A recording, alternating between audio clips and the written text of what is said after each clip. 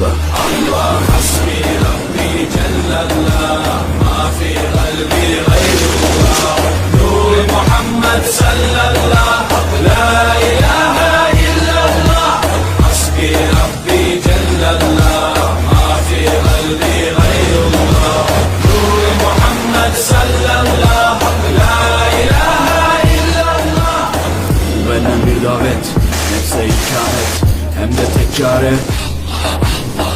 Bu hayat imtihan, şeytandan intikam, sayısız iltifat.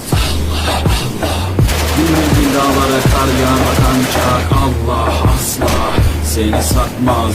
Düşünce kalkmalısın, şükürle kalmalısın, desin hep kalp atışın. Günahla eski yerler, daha gençsin derler. Bu hayat basamakları, çürük merdivenler. Senden bir istirham, devamlı istiğfar, gereken irtibat.